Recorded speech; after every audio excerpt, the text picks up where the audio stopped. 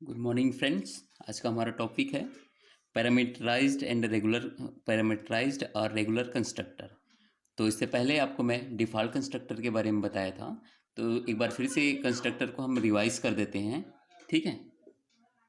Constructor क्या होता है कि एक पर्टिकुलर एक स्पेशल टाइप का मेंबर फंक्शन होता है जिसमें हमें क्या होता है, इनिशियलाइज हो करवाते हैं हमारे ऑब्जेक्ट को डायरेक्टली बिना कॉल किए।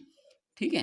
हम जैसे ही हमारे ऑब्जेक्ट क्रिएट करते हैं, ऑब्जेक्ट क्रिएट करते ही वो जो है डायरेक्टली फंक्शन को कॉल हो जाता है। ठीक है। और इसमें पॉइंट्स क्या था कि हमारा जो क्लास का नेम है एंड जो हमारा कंस्ट्रक्टर का नेम है दोनों सेम रहना चाहिए। ठीक है। सिंपल है जैसे इसमें क्लास का नेम और इसमें क्लास का सॉरी फंक्शन का नेम क्या है, सिंपल।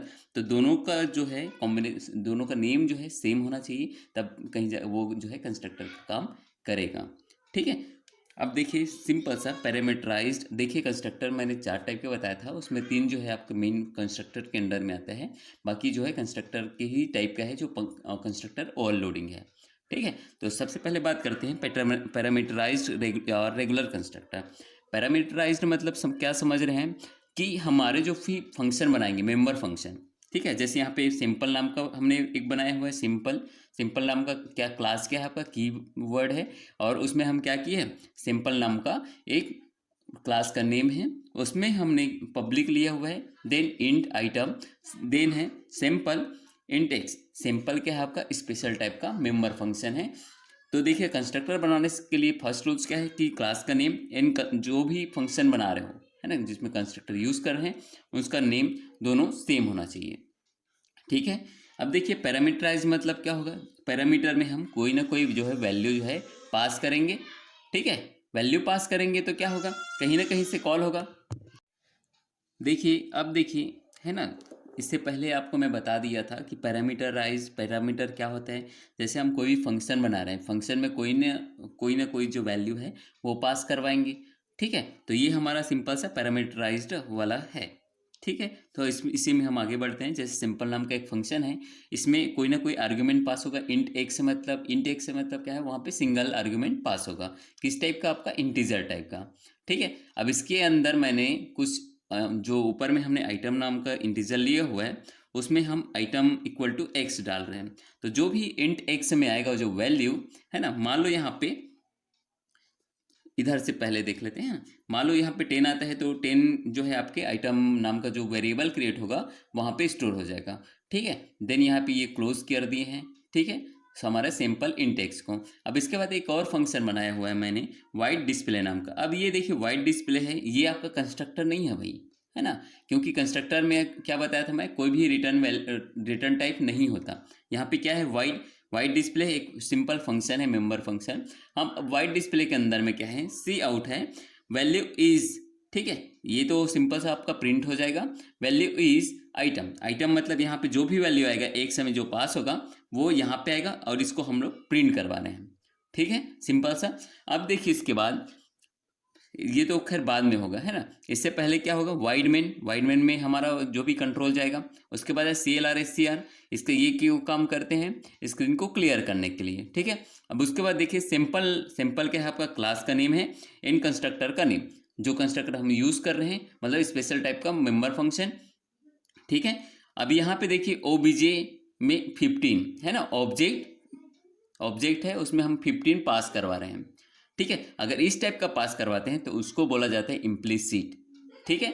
अब यहाँ पे 15 है, तो 15 है तो क्या होगा, यहाँ पे एक्स में डायरेक्ट जो है 15 यहाँ पे आ जाएगा इंट एक्स में, और एक्स की जगह क्या हो जाएगा, यहाँ पे 15 आ जाएगा। ठीक है। अब यहाँ पे देखो, यहाँ पे क्या रहा है आपका 15। ठीक है। एक्स इक्वल टू क्या है 15, तो एक्स आइटम में भी असाइन हो जाएगा 15। अब जो असाइन हो रहा है यहाँ पे, हम उसको क्या करवा रहे हैं, आइटम को ही प्रिंट करवा रहे हैं, वैल्यू इज आइटम प्रिंट। ठीक है। तो 15 जो है आपका सिंपल सा प्रिंट हो जाएगा। ठीक है। अब देखिए उसके बाद OBJ.display मतलब हम इस फंक्शन को कॉल करेंगे, तो इन फंक्शन में अगर 15 आएगा तो आइटम में 15 है, तो 15 को हम यहाँ पे डिस्प्ले हो जाएगा, सिंपल सा वैल्यू इज 15। ठीक है।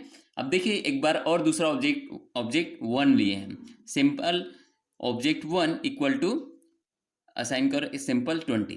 देखिए इसको बोलते हैं, अगर इस टाइप का आप कॉल करवा रहे हैं तो इसको बोलते हैं एक्सप्लिसिट, ठीक है। और ये क्या है, इम्प्लिसिट। आप डायरेक्ट इस कॉल हो गया, चाहो तो ये भी लिख सकते हो या ये भी लिख सकते हो, दोनों जो है वैलिड है, आप अपने हिसाब से जो भी यूज़ करना चाहो, ठीक है। अब देखिए सिंपल ओबीजे, सिंपल क्या है आपका, इस फंक्शन का भी नाम है और जो कंस्ट्रक्टर बनाए हैं उसका भी नाम है और क्लास का नेम है, ठीक है। ऑब्जेक्ट वन, अब ये सेकंड ऑब्जेक्ट है, object OBJ one equals to simple 20। मतलब यहाँ पे क्या है, सिंपल में हम लोग अब क्या पास करवा रहे हैं 20, तो ये जो है 20 कहाँ पास होगा भाई, इंट एक्स वाले में, तो यहाँ पे 20 आएगा, ठीक है। इंटीजर वैल्यू है 20 आएगा, एक्स इक्वल टू क्या हो जाएगा यहाँ पे, अब यहाँ पे सेकेंड टाइम में हो जाएगा 20, ठीक है। सेकेंड टाइम में, ये फर्स्ट टाइम में, तो 20 होगा, एक्स इक्वल टू क्या हो जाएगा 20, तो आइटम इक्वल टू क्या हो जाएगा यहाँ पे 20, ठीक है। तो ये जो है 20 है, तो यहाँ पे वैल्यू इज क्या हो जाएगा 20, सिंपल सा। सेकेंड में भी पहले स्टार्टिंग में क्या आएगा, वैल्यू इज 10, है ना। सेकेंड में वैल्यू इज क्या हो जाएगा यहाँ पे, वैल्यू इज 20, ठीक है। फर्स्ट में 10 एंड 20, फिर से ओबीजे वन डॉट डिस्प्ले को कॉल करेंगे, तो यहाँ पे जो भी कॉल करेंगे वैल्यू इज 20, ये जो है इस टाइप का आएगा। तो हम इस टाइप का जो कॉल कर रहे हैं, है ना, कॉल हो रहा है ऑटोमेटिकली, हम कॉल नहीं करेंगे इसमें, है ना, ऑटोमेटिक कॉल होगा, क्योंकि कंस्ट्रक्टर में क्या होता है, ऑटोमेटिक कॉल हो जाता है। उसको इस टाइप का करेंगे तो उसको बोलते हैं एक्सप्लिसिट, और इस टाइप का करेंगे तो उसको बोलते हैं इम्प्लिसिट। तो आउटपुट जो आएगा वो आएगा वैल्यू इज, है ना, वैल्यू इज फर्स्ट में क्या आएगा आपका 15, सॉरी, है ना, फर्स्ट में आएगा 15 एंड सेकेंड टाइम और कॉल करेंगे तो क्या हो जाएगा 20, तो वैल्यू इज 20। तो इस टाइप का जो है आपका कंस्ट्रक्टर जो रहता है, रेगुलर कंस्ट्रक्टर और पैरामीटराइज्ड कंस्ट्रक्टर यूज करते हैं, ठीक है। पैरामीटराइज मतलब पैरामीटर में कोई ना कोई वैल्यू पास होगा, ठीक है। रेगुलर कंस्ट्रक्टर इसी को बोल सकते हैं, इसी को पैरामीटराइज्ड बोल सकते हैं। आई होप कि आपको ये समझ में आया होगा। अब इसके बाद देखते हैं, देखिए इसके बाद देखते हैं हम कॉपी कंस्ट्रक्टर, ठीक है। कॉपी कंस्ट्रक्टर मतलब क्या हो रहा है कि हम ऑब्जेक्ट को, एक बार ऑब्जेक्ट जो रहेगा इसको हम पर्टिकुलर दूसरे ऑब्जेक्ट, जैसे मान लो ऑब्जेक्ट है, हम ऑब्जेक्ट वन में ये ऑब्जेक्ट को पास करवाएंगे। इसका मतलब होता है कि एक ऑब्जेक्ट के थ्रू हम दूसरे ऑब्जेक्ट को आर्ग्यूमेंट पास करवाते हैं ना, सेम उसी तरह से पास करवाएंगे, ठीक है। तो उसको बोलते हैं कॉपी कंस्ट्रक्टर, ठीक है। अब इसमें क्या होगा, देखिए include iostream dot h, include conio dot h. देखिए क्लास का नेम क्या है, सिंपल, ये सिंपल है, ठीक है। पब्लिक इंट आइटम, इसके पहले वाला सेम था, सिंपल इंट एक्स, ठीक है। इंट एक्स लिया हुआ है मैंने सिंपल सा। अब देखिए यहाँ पे क्या होगा कि सिंपल, दोनों का नेम सेम रहेगा कॉपी कंस्ट्रक्टर में भी, ठीक है। अब सिंपल इंट एक्स मतलब क्या है कि हम या इसमें कोई ना कोई जो है आर्ग्यूमेंट पास होगा, ठीक है। अब देखिए आइटम इक्वल टू एक्स है, सेम इससे पहले वाला प्रोग्राम है, void display cout value of item, ठीक है। आइटम ये यहाँ तक सेम था। अब देखिए यहाँ पे क्लोज हो गया। अब देखिए वाइड मेन CLR स्क्रीन को क्लियर करने के लिए। अब देखिए सिंपल, अब इसमें क्या करवाएं, सिंपल ये कट है ना, OBJ 15। अब इसको सबसे पहले पास कराएंगे तो क्या हो जाएगा, यहाँ पे जाएगा 15, आउटपुट सबसे पहले क्या हो जाएगा मालूम, इसके बाद क्या होगा T ऑब्जेक्ट, ठीक है। आप चाहो तो यहाँ पे इसको, इसके बाद आप डिस्प्ले नाम के फंक्शन को कॉल कर सकते हो यहाँ पे, ठीक है। तो डिस्प्ले नाम के फंक्शन को कॉल करेंगे तो क्या हो जाएगा OBJ डॉट डिस्प्ले, तो यहाँ पे वैल्यू ऑफ आइटम जो भी है 15 आ जाएगा, ठीक है। यहाँ पे कॉल करेंगे तो इसके जस्ट नीचे क्या होगा OBJ डॉट, मैं कर देता हूँ, है ना, OBJ डॉट डिस्प्ले, ठीक है। इस टाइप का कॉल करेंगे तो ये जो 15 जो इधर जाएगा यहाँ पे आइटम इक्वल टू क्या हो जाएगा 15, ठीक है। तो 15 जो है यहाँ वैल्यू ऑफ आइटम, फर्स्ट में आउटपुट क्या आ जाएगा, ठीक है, आउटपुट फर्स्ट में क्या आ जाएगा वैल्यू ऑफ आइटम, ठीक है, क्या हो जाएगा आपका 15, ठीक है। क्योंकि हम OBJ डॉट डिस्प्ले को कॉल करेंगे तो ये यहाँ पे जो भी वैल्यू रहेगा आइटम का वो जो है हमारे को आउटपुट मिल जाएगा, ठीक है। अब सेकेंड टाइम में क्या करना है, सिंपल T ऑब्जेक्ट, मतलब एक और ऑब्जेक्ट क्रिएट कर दिए हम T नाम का, ठीक है। ये जो है T नाम का ऑब्जेक्ट क्रिएट किए हैं उस टी नाम के ऑब्जेक्ट में ओबीजे जो हमारे पास ऑब्जेक्ट है उसी को पास कर रहे हैं। मतलब ओबीजे में अभी क्या है हमारे पास 15, ठीक है, फर्स्ट ऑब्जेक्ट में 15 है, 15 पास करवाए हैं तो सिंपल से यहाँ पे है ना। तो इसी को हम डायरेक्ट ओबीजे को ही हम क्या करवा रहे हैं, पास करवा रहे हैं। किसके थ्रू, किसी दूसरे ऑब्जेक्ट के थ्रू पास करवा रहे हैं। तो ओबीजे में क्या है अभी 15, करेंट में 15 है हमारे पास। तो ये जो 15 है वो पास हो जाएगा और यहाँ पे आ जाएगा।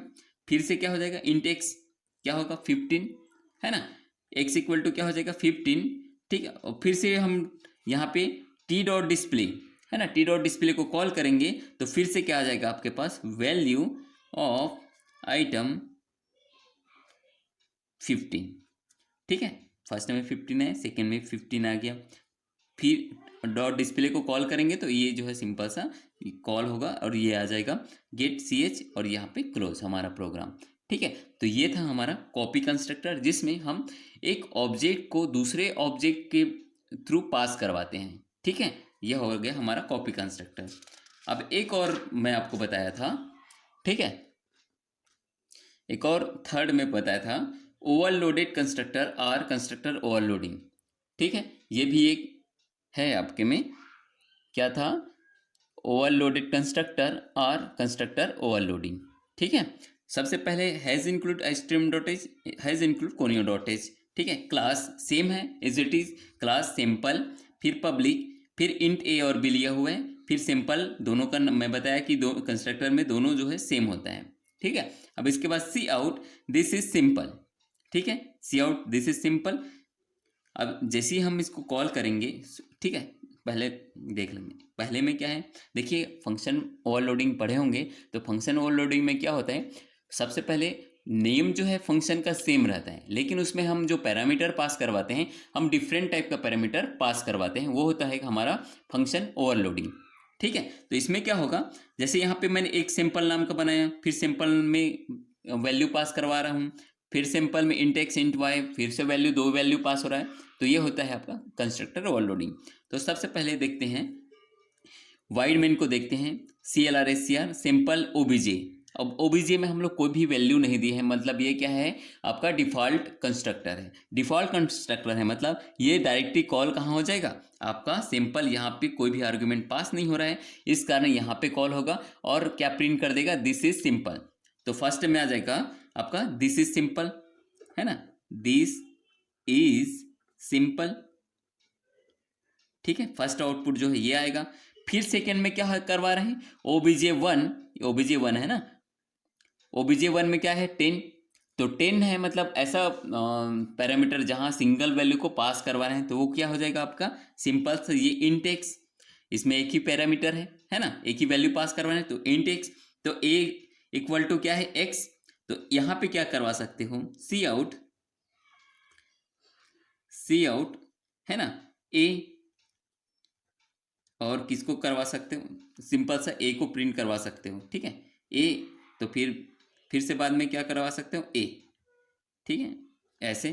तो ए का जो वैल्यू आएगा, मान लो जो भी 10 आ रहा है, तो ए का वैल्यू क्या हो जाएगा, अब सेकंड आउटपुट में क्या आ जाएगा, ए का वैल्यू क्या आ जाएगा आपका 10 है, तो ए और 10 इस टाइप का, ठीक है। थर्ड में क्या है आपका OBJ2, ठीक है, एंड उसमें क्या करवा रहे हैं पास 2 and 3, तो ये भी पास होगा। तो पास होगा तो क्या होगा, सिंपल इंट एक्स, 2 एक्स में जाएगा, 3 जो है वाई में जाएगा, ठीक है।